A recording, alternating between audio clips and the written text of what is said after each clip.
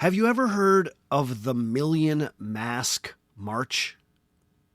If you haven't, you might be forgiven because in recent years it's become a relatively small event. But around a decade ago, the Million Mask March was a bona fide global phenomenon. On November 5th, 2013, the first ever Million Mask March drew huge crowds of protesters in dozens of cities around the world. The UK's Guardian newspaper reported that sizable gatherings occurred in cities as diverse as Vancouver, Tel Aviv, Dublin, Paris, Chicago, and Sydney. But by far the largest demonstrations were in London, England, and Washington, D.C. The event was meant to bring together a number of protest movements that had blossomed in the early 2010s. As you might remember, in 2011, the Occupy Wall Street movement took over the parks in Lower Manhattan's financial district to protest the role big finance had played in the 2008 crash and ensuing recession, among other grievances about the corrupting power of money in democratic politics. Even though that first occupation of Wall Street officially ended by the winter of 2011, it inspired the globally minded Occupy movement. In 2013, Occupy was still a potent force for boots-on-the-ground activism. At the same time, the so-called hacktivist group Anonymous, which had come together on various internet image and message boards around 2003, was also having a bit of a moment in terms of mainstream media attention. The group was behind several online pranks, cyber attacks, and street protests focused on upending attempts at internet censorship by governments, large corporations, and other moneyed interests. In 2008, the profile of this nebulous group of internet activists was raised after they started a campaign meant to disrupt the operations of the Church of Scientology. The anonymous hackers opposed the group's attempts to scrub the internet of embarrassing videos, and Scientology's attempts to silence its critics through lawsuits and intimidation. This proved to be just one of a series of well-publicized campaigns disruptive enough to earn Anonymous a spot on Time magazine's 100 Most Influential People list in 2012. By that point, Time was giving Anonymous credit for frustrating, quote, Arab dictatorships, the Vatican, banking and entertainment firms, the FBI and CIA, the security firm Stratfor, and even San Francisco's BART transport system, end quote. So it was that in 2013, Anonymous had just enough of a profile that it could bring together a big tent of disparate movements, including Occupy and a handful of other civil liberties, internet freedom, anti-austerity, and anti-corruption movements. Not to mention a smattering of anarchists and libertarian groups spanning the entire political spectrum. The result was the Million Mask March, a sometimes rowdy but largely peaceful set of demonstrations. According to an organizer's Facebook page for the event, and you know this is 2013 because I'm quoting a Facebook page, the march was meant to protest, quote, the encroaching destruction of many civil liberties, the pushes to make the internet yet another part of the surveillance state, the government's disregard for migrants, for the poor, the elderly, and the disabled, and the capital, profit, and greed of the few put before the well-being of the many, end quote. The cause was broad and the goals were nebulous. But to be fair, the same thing could be said of many protest movements. But if I can massacre some Gen Z slang, what this particular protest movement had was vibes, or more specifically, party vibes. All of the events that year were suffused with a certain carnival atmosphere. The gathering encouraged a certain kind of rambunctious political theater in keeping with Anonymous's anarchic prankster reputation. The other thing these protests had was an image. The Million Mask March was so named because all the attendees were encouraged to wear a mask. This was ostensibly done to preserve the anonymity of the protesters, which was fitting given the group's staunchly anti-surveillance position. But, of course, the protesters weren't going to wear just any masks. They were going to wear the mask that had become the de facto symbol of Anonymous, the Guy Fawkes mask. Or, more specifically, the version of the Guy Fawkes mask made popular by the film adaptation of Alan Moore's beloved graphic novel, V for Vendetta. You know the mask I'm talking about. It has the bone-white face, the distinctive mustache, the goatee, and the mischievous, close-lipped smile. The choice of the Guy Fawkes mask as a symbol for Anonymous made a certain amount of sense in 2013. The final moments of the 2005 film V for Vendetta, where a ragtag army of British citizens wearing Guy Fawkes masks descends on Westminster to witness the destruction of the fascist-controlled Parliament buildings, certainly helped associate the mask with anti-authoritarian protests in the early 21st century popular imagination. But perhaps the attraction to the Guy Fawkes image went deeper than that. The now iconic mask had first been introduced in 1982, when the first issue of V for Vendetta went on sale. The idea to dress the comic book's morally ambiguous anti-fascist freedom fighter V as a resurrected Guy Fawkes originally came from the illustrator David Lloyd. The original Guy Fawkes had famously been one of the key men in the 1605 Gunpowder Plot, an attempt by a group of religiously motivated English Catholics to use a huge stash of gunpowder to blow up the English Parliament buildings and assassinate King James I. Over the centuries in the UK, commemorations of the foiling of the Gunpowder Plot on the 5th of November had evolved into their own type of carnival. By the mid-1800s, Guy Fawkes Night, or Bonfire Night as it was also called, involved wearing garish masks and burning Guy Fawkes in effigy. David Lloyd's V for Vendetta mask was inspired by the traditional Guy Fawkes Night masks, but he made some significant choices about his design, which arguably helped turn the mask into a more striking symbol. In an article for Pinup magazine, the critic Philippa Snow explained, quote, "Despite the mask's goatee and mustache, V does not appear to be strictly male or female. The mask's cheekbones, squeezed high by its eerie smile, are rouged like doll's cheeks. It does not seem to suggest an every man so much as an every man, woman, other, making it an ideal symbol for a group with a fluid, unknowable identity." End quote.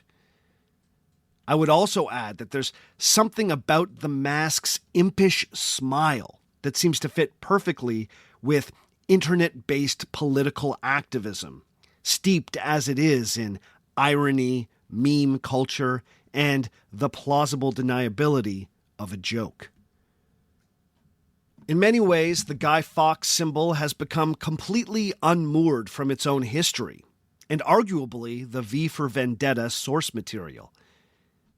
The American academic Lewis Call has argued that the Guy Fawkes mask has become what philosophers in the post-structuralist school call a free-floating signifier.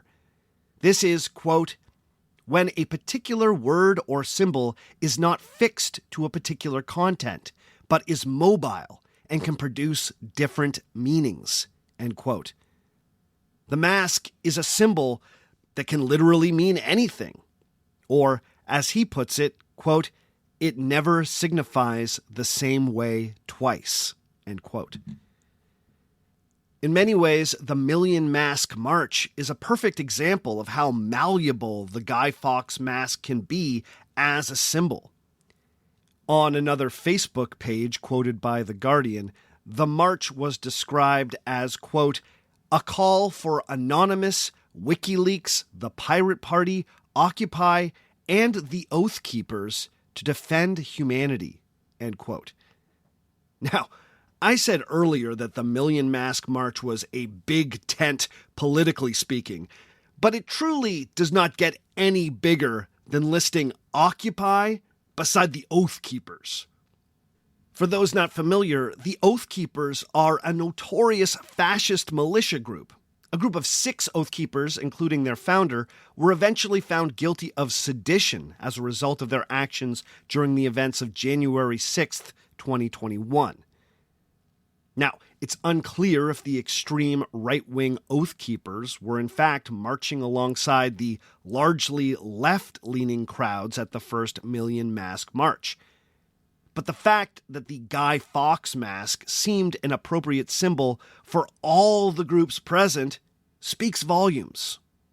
Or, as Lewis Call writes of the mask, quote, a symbol can actually become so freighted with multiple meanings that in the end it collapses under its own weight and escapes meaning altogether.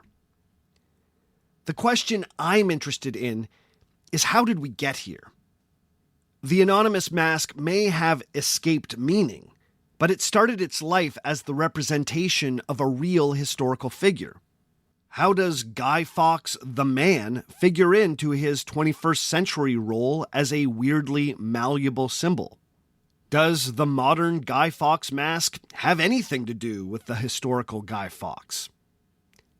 There's a centuries-old English rhyme that goes, remember, remember the 5th of November, the gunpowder treason and plot. I see no reason why the gunpowder treason should ever be forgot. There's no doubt, given the ubiquity of Guy Fawkes' face in the early 21st century, that 420 years on, the Gunpowder Plot is still being remembered. But what exactly are we remembering? And what have we forgotten? Let's see if we can find out today on Our Fake History.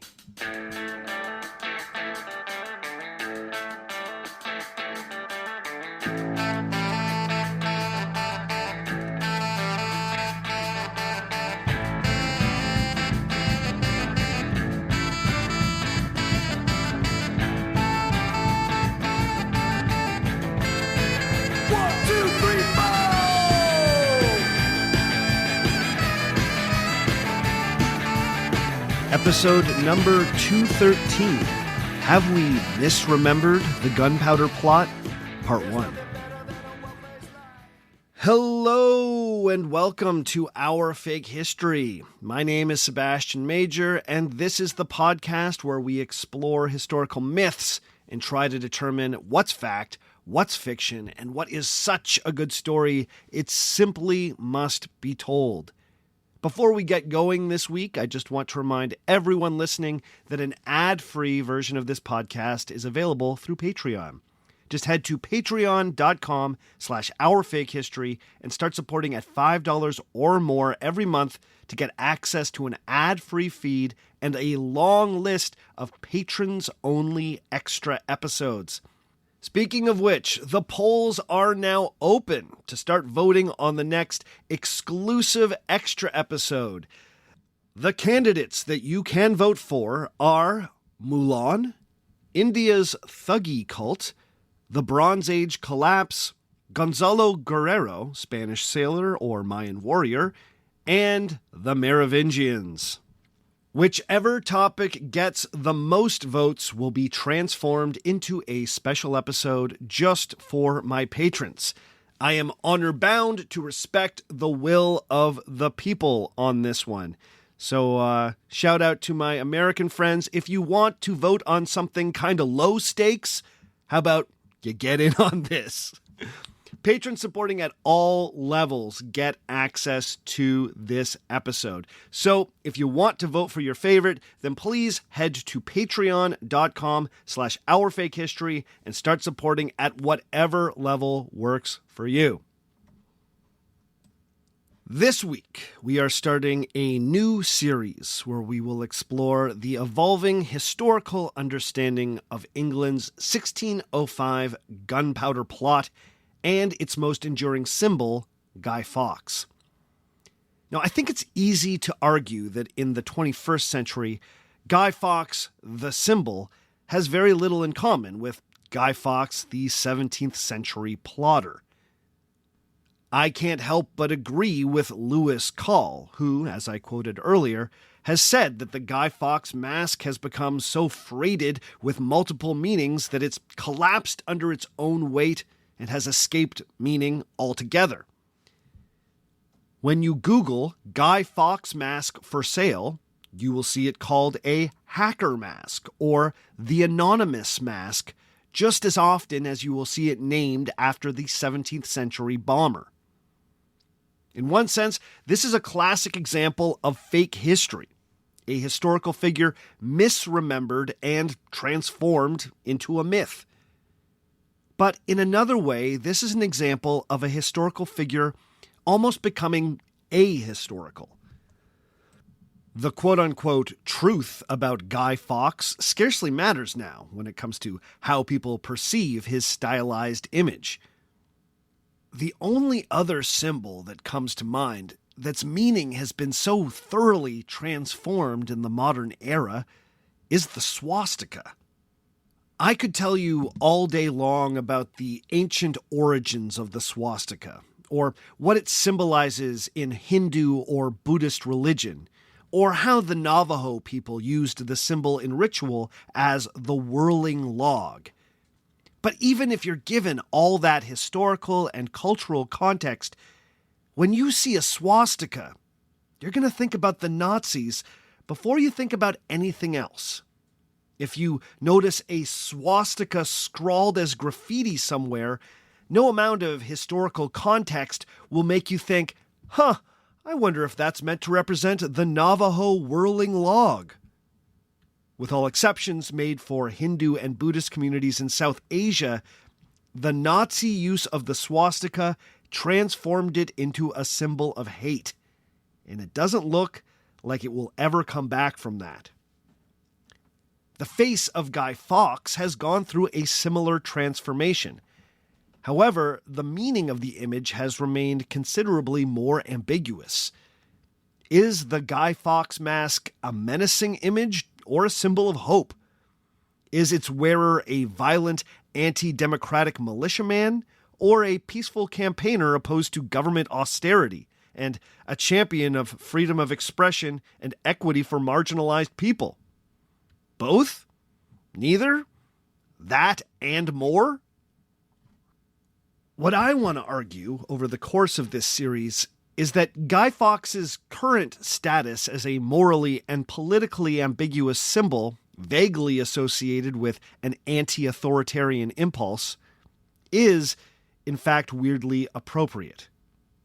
This is because in the 4 centuries that have elapsed since the Gunpowder Plot, the way the event has been remembered has gone through a number of changes and evolutions, some of which are quite surprising. There is a certain irony in the fact that the Gunpowder Plot was the one historical event that the English were encouraged never to forget. In the aftermath of the plot, it was decreed that there would be a yearly day of Thanksgiving on November 5th, the day the plot was uncovered. What started as an occasion for solemn church observances, where English churchgoers were encouraged to thank God for rescuing king and country from a dastardly act of Roman Catholic terrorism, eventually evolved into a raucous street party and fireworks display known as Bonfire Night. As the name suggests, these parties involved the lighting of huge fires, and by the 18th century, burning effigies, first of the Pope, and then of other well-known English Catholics, and then, much later, Guy Fawkes himself. But as time went on, Bonfire Night took on its own meanings, many of which were barely connected to the commemoration of the Gunpowder Plot. By the same token, Guy Fawkes went from being a nearly forgotten part of the conspiracy to being a reviled, murderous zealot and the plot's chief villain, only to be later reimagined as a sympathetic, if ultimately misguided, victim of state oppression, and then transformed again into a courageous anti-hero, willing to get his hands dirty for the cause of liberating all oppressed people. Given these wild swings in the popular understanding of Guy Fawkes over the centuries, it seems only right that his face ultimately represents moral ambiguity and a strange mix of villainy, righteousness, and heroism. So today I want to get into the facts of the 1605 Gunpowder Plot. What was its context? Why did it happen? Who was involved? And how was it stopped?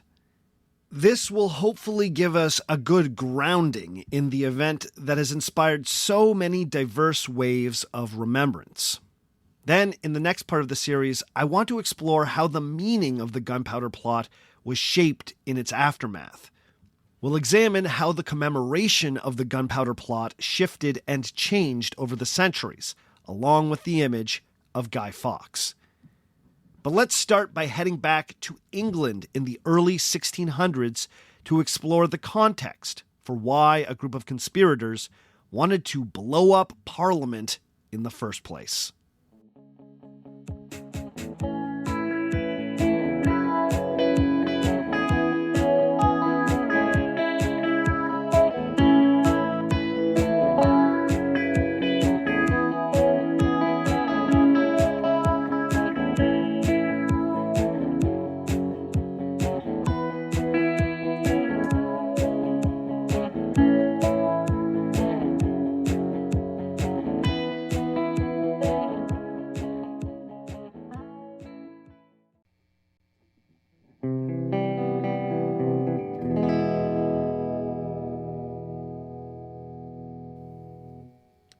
To understand the Gunpowder Plot, you first have to understand the state of religion in England in 1605.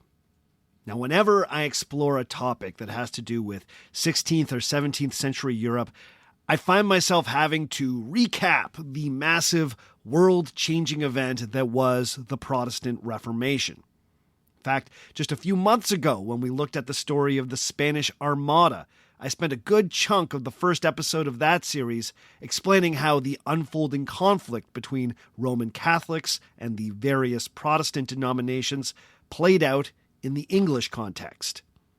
In many ways, those episodes make a fantastic prequel to this series, so if you want to go deeper on this stuff, then please check out episodes 198 and 199.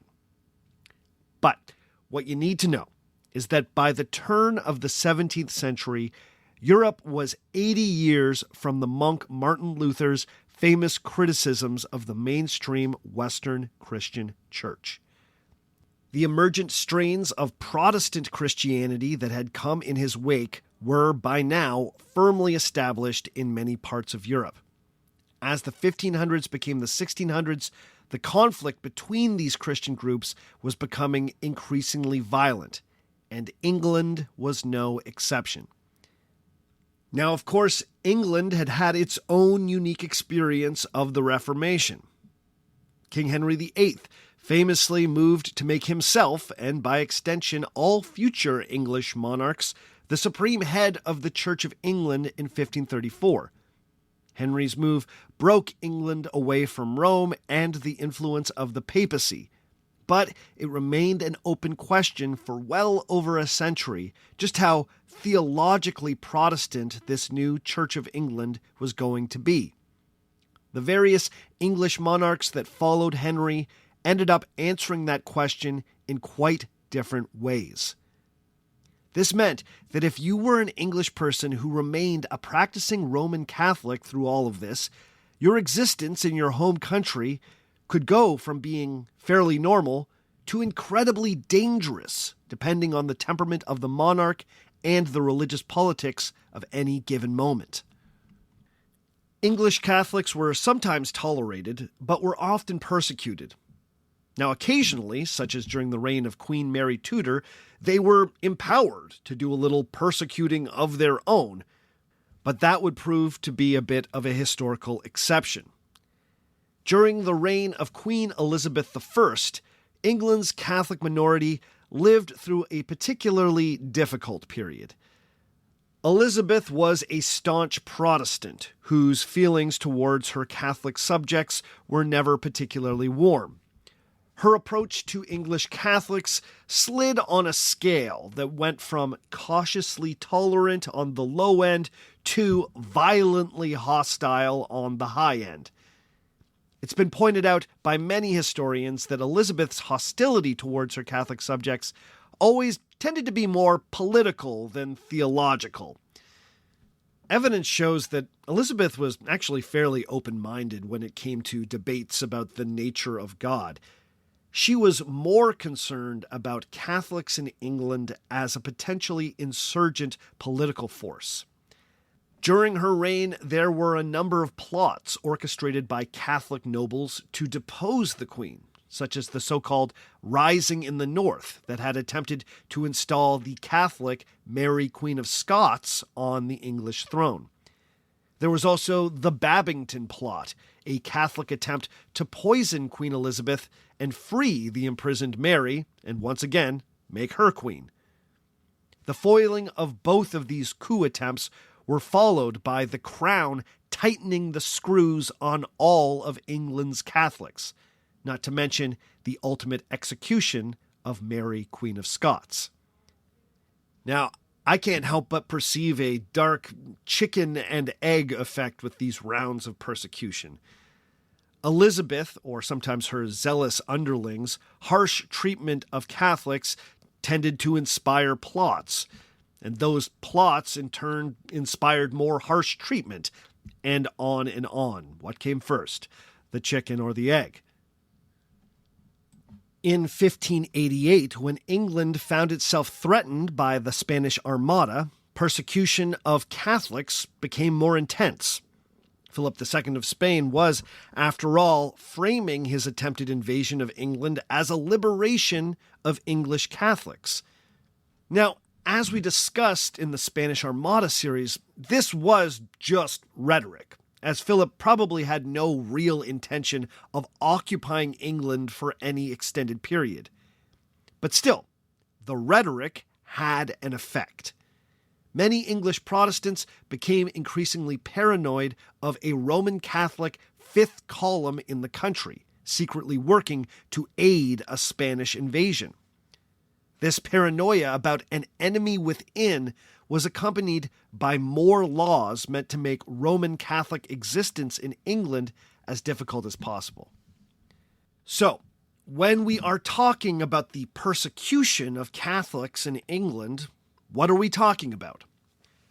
Well, in 1559, Queen Elizabeth issued the Act of Uniformity, which made it illegal not to attend Church of England services.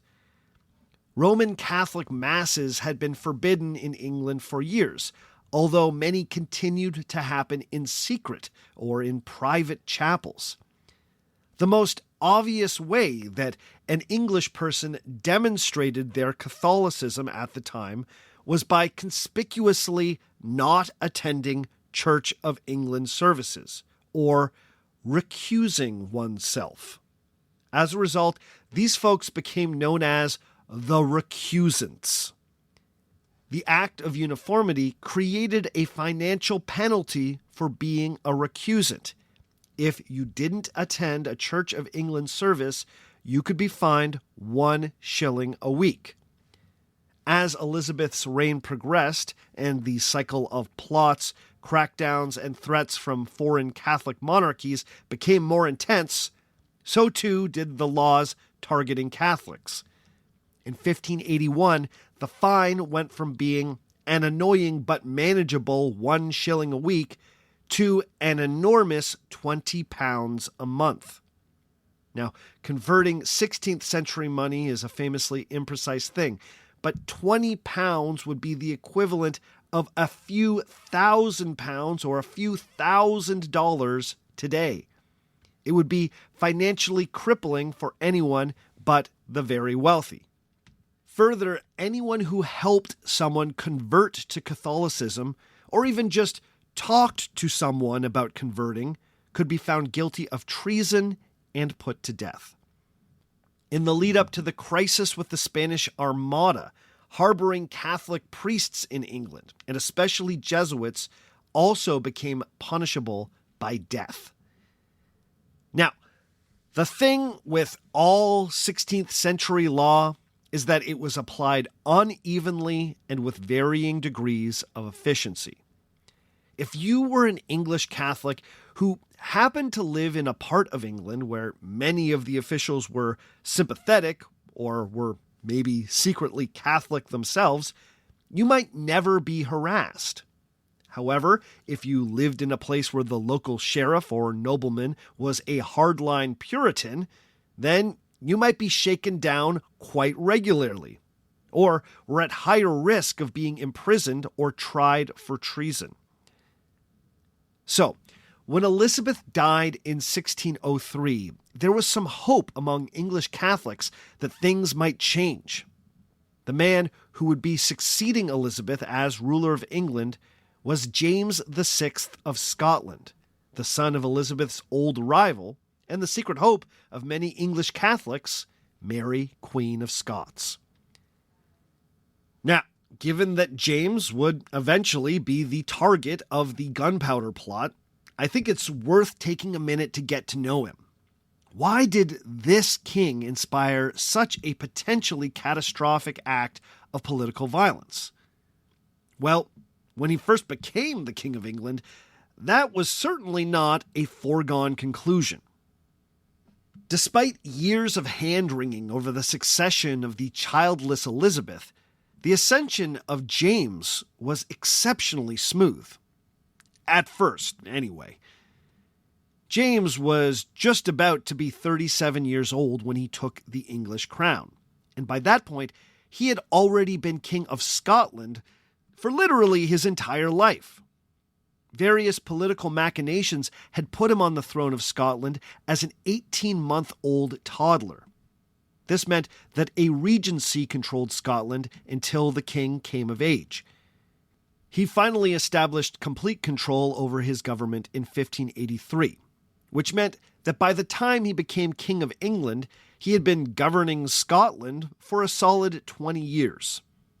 In other words, he was a seasoned ruler who had learned how to be king in a country that, in the 16th century, was famously hard to govern. Now, there was some reason for English Catholics to be optimistic about this new king, who was now styling himself James I of England, and eventually James I, King of Great Britain and Ireland. Not only was he the son of the famously Roman Catholic Mary, Queen of Scots, he had been baptized a Catholic at birth, and he had even married as a Catholic to a Catholic princess, Anne of Denmark. But despite that, James had been a practicing Protestant for many years, deeply influenced by Calvinism. Now, James had had his conflicts with the austere Scottish Presbyterian Church, and he certainly did not identify as a Puritan, but he was a Protestant.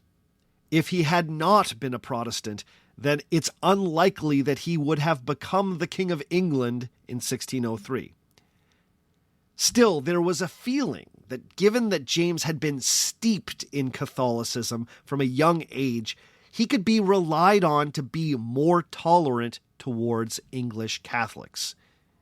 James also fancied himself as a great conciliator. You see, the Tudor monarchs had liked to present themselves as warriors. Both the kings and the queens produced by the House of Tudor had a ferocious military side to their public image. But that was never James's style. He fancied himself a scholar and a philosopher. By the time he became King of England, he had already authored 3 books on topics as diverse as demonology and statecraft. James liked the idea of governing as a Rex Pacificus. He would be a peaceful king who believed that his mission was to restore balance, not just to his kingdom, but to all the monarchies of Europe. He was a staunch believer in the divine right of kings, and was vocal in his conviction that God had chosen him and the House of Stuart to rule and rule well. But he believed that ruling involved a certain degree of compromise and conciliation, at least sometimes. Now, James is one of those kings who for many centuries was not treated particularly kindly by English language historians. You see, for a long time, historians looked back on this period and saw it as just a prelude to what they considered to be the big event of England's 17th century, that being England's Civil War. This era-defining conflict between the forces of Parliament and the English crown would see James's son, Charles I, beheaded by Parliament in 1649. Now, it is true that the Civil War was a massive, messy conflict that in many ways set the stage for the type of constitutional monarchy that the UK still has today. So, when historians were looking back at this momentous event, they often characterized the reign of James I and the rise of the House of Stuart as the start of a period of misrule in England that progressed inevitably towards the Civil War. This view was especially popular among English historians from the late 17th century all the way through to the Victorian era. Now, it is true that James had his weak points as a ruler. He tended to be loose with royal finances and loved to pick favorites from the nobility, upon whom he showered titles, privileges, and expensive gifts.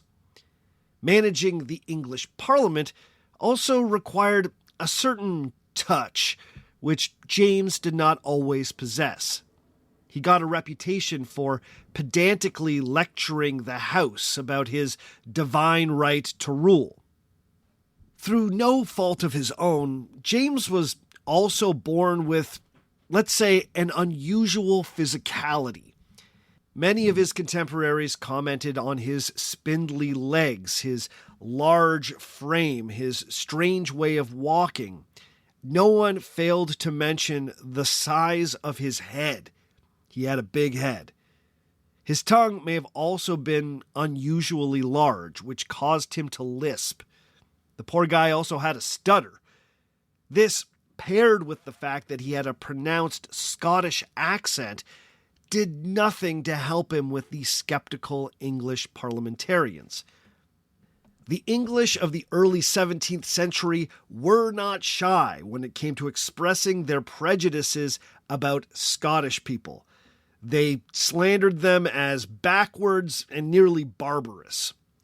When James arrived in London with an entourage of Scottish lords, nicknamed the Hungry Scots, many English aristocrats were openly disdainful.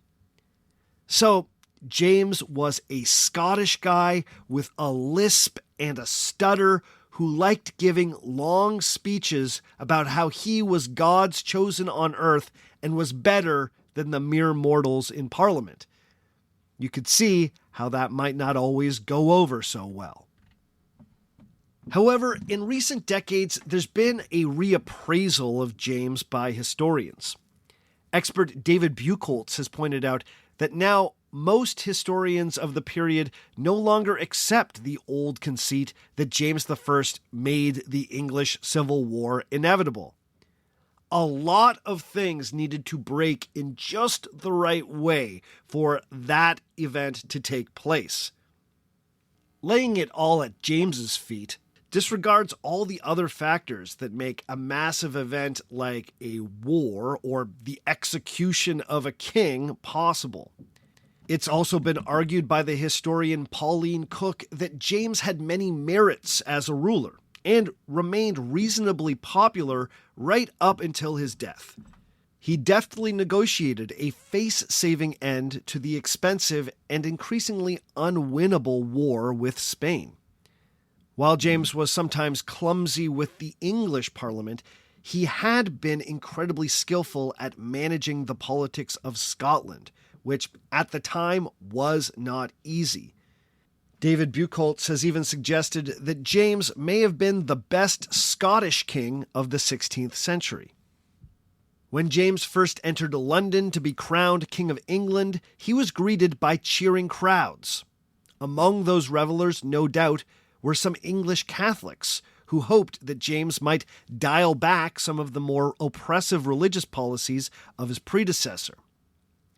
At first, he made some moves that suggested that he might just be a friend to England's Catholics, or at least more of a friend than Queen Elizabeth had been. Within days of arriving in the capital, James made the symbolic move to release a well-known Jesuit priest who had been imprisoned in the Tower of London for performing exorcisms. Now, this was a small thing, but it was a signal to Catholics that perhaps he was not going to be as harsh. He even hinted at some leniency when it came to the hated recusancy fines. Now, the sources are mixed on this point, but it does seem like James hugely relaxed the collection of these fines in the first year of his reign. It's been estimated that in the last year of Elizabeth's reign, between £5,000 and £10,000 worth of fines were collected from recusant Catholics. By contrast, in James's first year as the King of England, the amount collected dropped to around £300. If those numbers are anywhere close to accurate, that's significant. However, James also made the change that Scottish lords could now collect recusancy fines, and they had a habit of singling out wealthy, land-owning English Catholics to collect from. So, it was clearly a mixed bag. Many of the more radical Catholics felt like James was not doing enough, and some felt like they needed to act. Sure enough, just a few months into James's reign as the King of England, a plot was cooked up by two Catholic priests to kidnap the king and demand concessions for English Catholics. This scheme, known as the Guy Plot, was uncovered before the plotters could take any action. And, ironically, the discovery of this plot had some initially positive outcomes for English Catholics. This was because a handful of loyal English Catholics revealed the plot to the king's Privy Council. In thanks for the loyalty of these Catholics, James agreed to ease the fines on recusants who came forward and sued for a pardon. This was interpreted by some as yet another sign that the new king was going to be more tolerant. Not even a straight-up Roman Catholic plot was prompting a crackdown. At least, not yet. But as the trials associated with the Guy Plot unfolded, James soon found himself less sympathetic to the plight of English Catholics.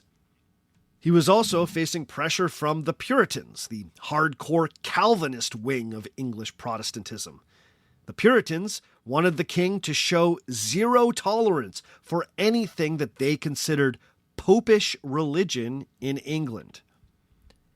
Whether it was pressure from the Puritans, the full scope of the Guy Plot revealed in the trials, or, as one source suggests, new tensions with the Pope, who had tried to pull James' wife, Queen Anne, back into the Roman Catholic fold by sending her gifts, by early 1604, James I was singing a very different tune when it came to Catholicism in England.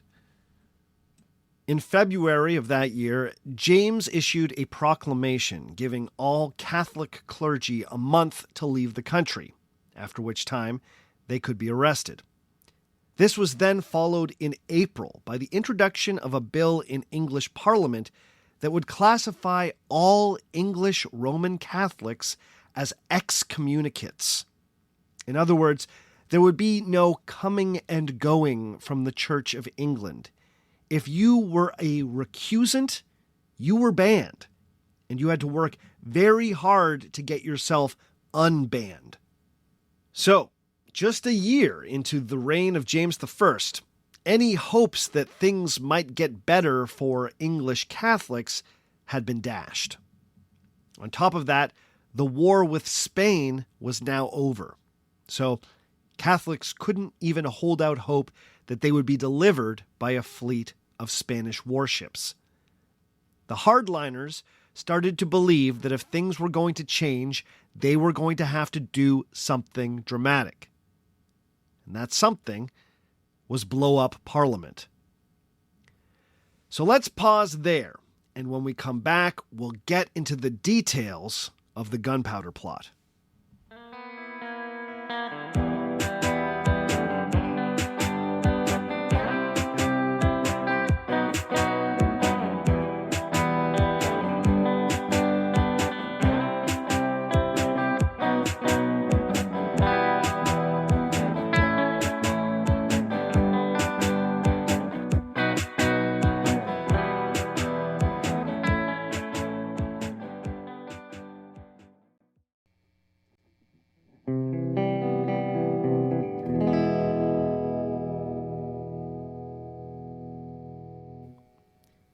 Given the slippery nature of the primary sources, giving a straightforward accounting of the 1605 Gunpowder Plot is a challenging thing.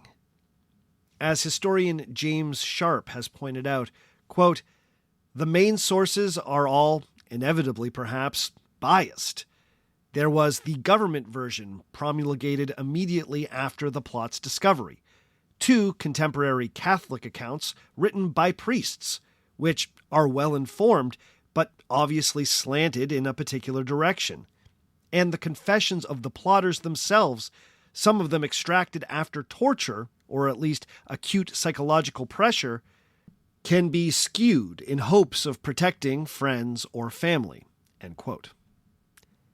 Now, as I hope to get to as this series progresses, there are some reasons to question the official narrative of the plot, or at least question how the plot was characterized by those who sought to use the event to gain some political advantage in the aftermath.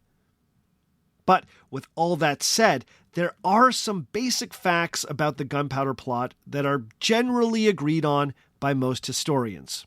So we should start there. Now, it's hard to pinpoint the exact beginning of the Gunpowder Plot. Some sources have it that conversations began in early 1604. Another well-known account tells us that the plot began in June of 1604. But the most widely repeated version of events is that things truly got underway on May 20th, 1604, when a group of 6 men met quietly at London's Duck and Drake Inn. And man, an author could not have written that better. I love that they met at a place called the Duck and Drake. This group had been brought together by one Robert Catesby. Now, one of the biggest misconceptions about the Gunpowder Plot was that Guy Fawkes was the ringleader. Over the centuries, he's not only become the face of the plot, but he's also the only plotter that most folks know by name. But it's clear that Robert Catesby was the brains behind the operation and the plot's driving force, or as historian Antonia Fraser has called him, quote, "the dark prince at the center of the Gunpowder Plot," end quote. Catesby was the wealthy son of a knight from Warwickshire in England's West Midlands region. His family were well-known Catholic recusants. The Catesbys had been fined as recusants many times over the course of Queen Elizabeth's reign. And on at least one occasion, Robert Catesby's father had been imprisoned for his refusal to attend Church of England services. This meant that Robert was tightly connected to a network of secret Catholics, or crypto-Catholics as they were often called, and to the more public Catholic recusants living in the West Midlands. By the time the Gunpowder Plot rolled around, Catesby had some experience living the life of a known Catholic agitator in England. In 1604, this was not his first rodeo.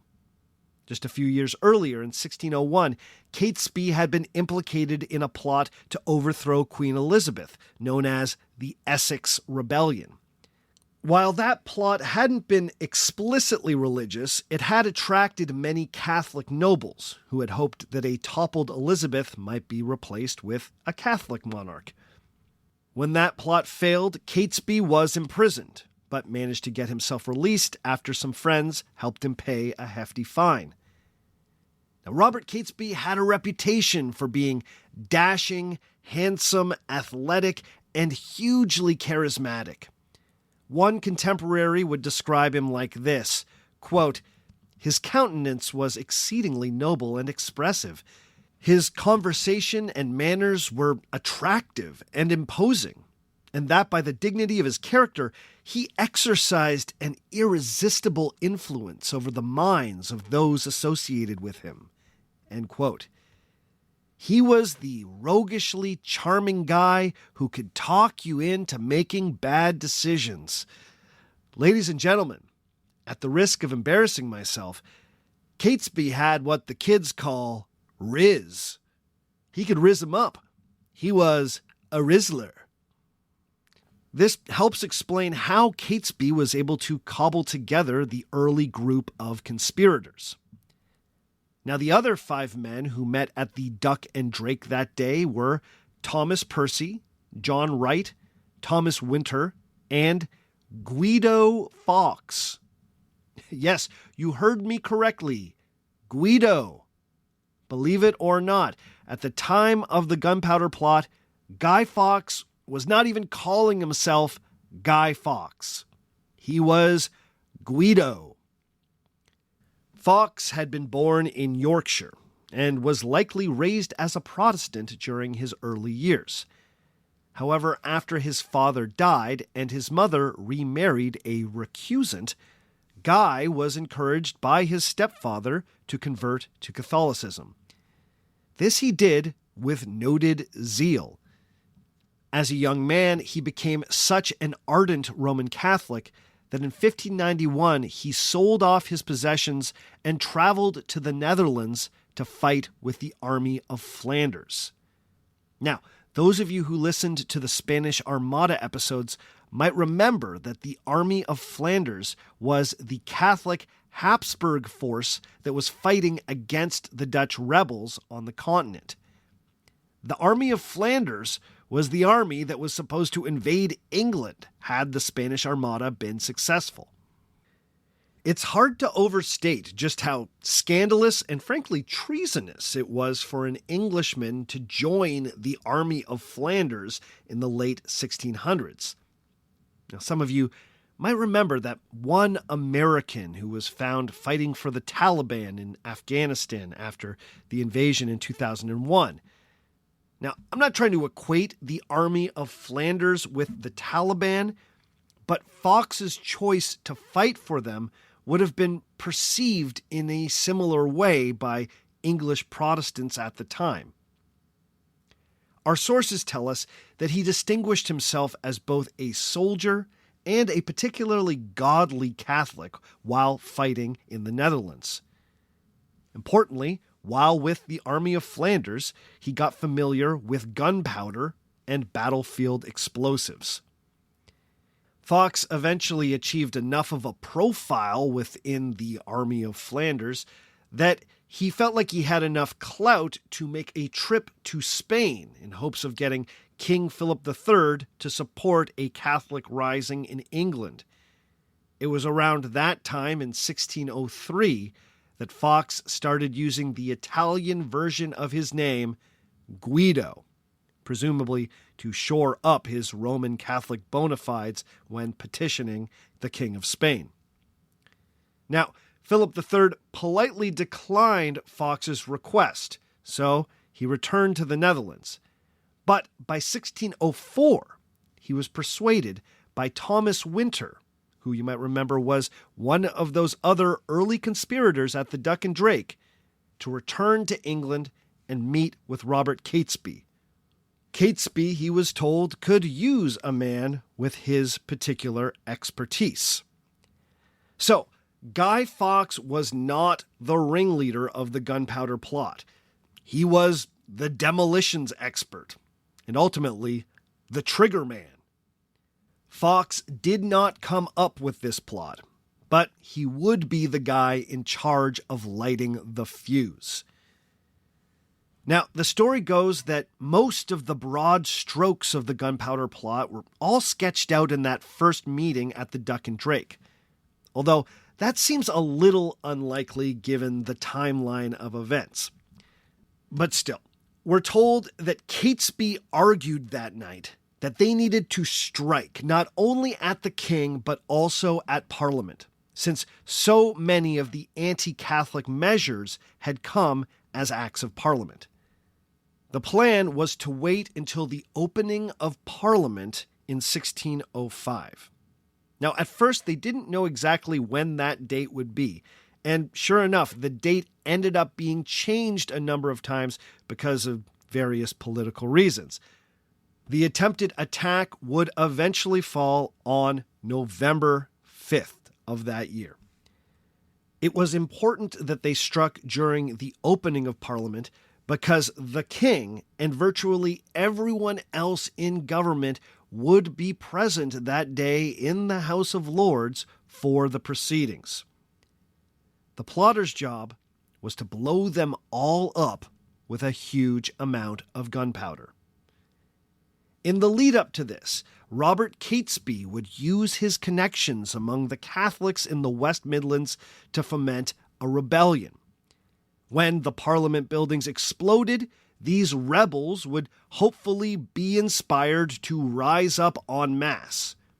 Next, the plotters would kidnap the king's third child, Princess Elizabeth, a 9-year-old girl that they hoped would be young enough to be easily converted to Catholicism and then made into their figurehead. If they were successful, Elizabeth would be placed on the throne of England. And before anyone had time to clean up Westminster, England would be a Roman Catholic nation once again. Or so was the hope. The only question was, how were they going to do this? How were they going to smuggle enough gunpowder under the House of Lords to create an explosion big enough to have the desired effect? When they met on May 20th, they presumably had not worked this out yet. But then they had a huge stroke of luck. One of the plotters, Thomas Percy, happened to be related to an influential English nobleman, the Earl of Northumberland. In June of 1604, Northumberland used his influence to get Thomas Percy appointed as a gentleman pensioner. Now, what is a gentleman pensioner? Well, they were a crew of 50 aristocratic men meant to act as a bodyguard for the king. They were actually more of a colorful escort than a real set of guards, but if you were a young noble looking to advance in the English court, it didn't hurt to be a gentleman pensioner. In practice, it was a cushy job for the ambitious sons of connected gentlemen. So, when Thomas Percy became a gentleman pensioner, he now had a reason to be living in central London, close to the Palace of Westminster, which is still home to the Houses of Parliament. By the summer of 1604, Percy had found a house very close indeed to the palace.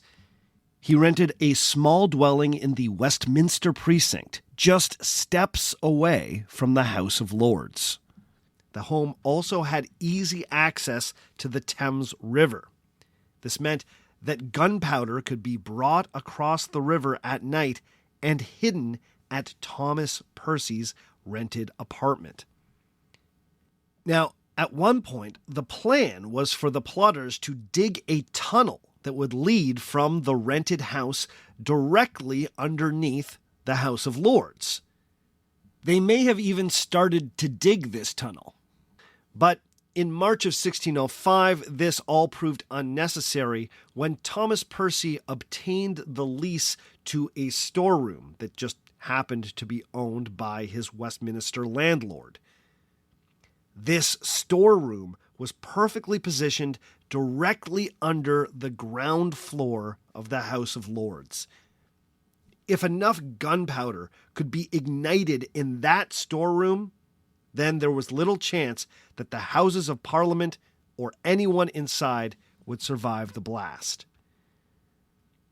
Now, one of the ambiguous parts of the plot is exactly how these men got their hands on the 36 barrels of gunpowder that they eventually stockpiled in that storehouse. It's clear that this required both money and connections. So, as a result, they brought on more conspirators. By the summer of 1605, 7 more men had been brought into the plot. This meant that in the end, there were a total of 13 gunpowder plotters, which, honestly, seems kind of cursed. Now, one of these new conspirators was a man named Robert Keyes, and he apparently had a good hookup for gunpowder. Historian James Sharp explains, quote, "It is surprising that private individuals were able to assemble so much explosive without attracting official attention. But the conspirators had the necessary connections, and the end of the war against Spain had created something of a buyer's market for gunpowder." End quote. Once procured, the powder was brought across the Thames River by boat at night, and then quickly moved into the rented storehouse. Most of this was directed by Guy Fawkes, who was then posing as Thomas Percy's manservant under the amazing alias John Johnson. He might as well have just kept his first name and been Guy Incognito. Now, it all seems a little strange that the plotters were able to move so many barrels of gunpowder without anyone noticing. But historian Antonia Fraser has pointed out that in the 1600s, the Palace of Westminster was, quote, "a warren of meeting rooms, semi-private chambers, apartments, and commercial enterprises of all sorts. There were taverns, wine merchants, a baker's shop on the same block as Thomas Percy's lodging. Booths and shops were everywhere." End quote. The point is, in 1605, it wasn't unusual to see someone moving barrels in and out of a storehouse in Westminster. Taverns, wine shops, bakeries, they all would have been moving things around with barrels. We also need to remember that there was nothing even close to modern security around the Palace of Westminster at the time. This was a bustling part of London. When you consider that the cargo was brought in piecemeal and under the cover of dark, it all becomes a bit more plausible. By the evening of November 4th, 1605, the plotters had managed to assemble 36 barrels of powder under the House of Lords. In 2003, a study done by the Explosives Center at the University of Aberystwyth estimated that if that powder had been successfully detonated, and that's assuming that the powder was dry and in no way degraded, it would have caused a damage radius of nearly 500 meters. all the buildings in a 40-meter radius would have surely been destroyed, including the Palace of Westminster, Westminster Hall, and Westminster Abbey, not to mention all the surrounding streets. It would have been catastrophic. But then, at the 11th hour, the plot was foiled. A week before Parliament was scheduled to sit on November 5th, William Parker, Lord Mount Eagle, received a very disturbing letter. Mount Eagle had once been a well-known Catholic recusant, but like many, the crowning of the new king had convinced him that it was time to embrace the Church of England, although his Catholic sympathies were still well known. Being a lord of the realm, Mount Eagle was planning on attending Parliament on the 5th, along with the other peers. But this anonymous letter soon had him thinking twice. Here it is, rendered into modern English by the British National Archives. Quote, "My lord, out of the love I have for some of your friends, I want to make sure you are safe. Because of this, I would advise you not to attend this sitting of Parliament, because God and man have agreed to punish the wickedness of this time. Do not think this is a joke.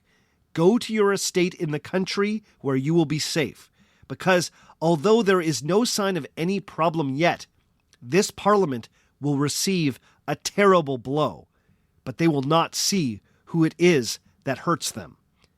This advice should not be ignored, as it may do you some good, and it can do you no harm, because the danger will have passed as soon as you have burned this letter. I hope God grants you the grace to make good use of it, and that he protects you." End quote. Mount Eagle did not burn that letter. Worried that he might be implicated if the hinted blow to Parliament actually took place, Mount Eagle immediately turned the letter over to the authorities. Specifically, he gave the letter to the King's Chief Minister, Robert Cecil. Now, according to some, Cecil was skeptical of the letter at first and did not act right away. But on November 1st, he dutifully passed the letter along to King James, who took it extremely seriously. He ordered that the night before Parliament was to sit, the Palace of Westminster and the surrounding area should be thoroughly searched. That night, 2 separate searches were conducted. The first noticed nothing out of order, except a tall man standing in the dark by a storeroom near the House of Lords. But that first group of searchers just didn't want to bother him, so they headed back and reported to the king. The king then had to explicitly order that a second search party go and investigate. This second group sent by the king seized this suspicious-looking man who was loitering around after midnight by a weird storeroom. That man was, of course, Guy Fawkes. When they searched him, they found that he had the keys to the storehouse with him. They then unlocked the door and noticed that there was a huge amount of firewood stacked up at the entrance. But as soon as that was removed, the barrels of gunpowder all became visible.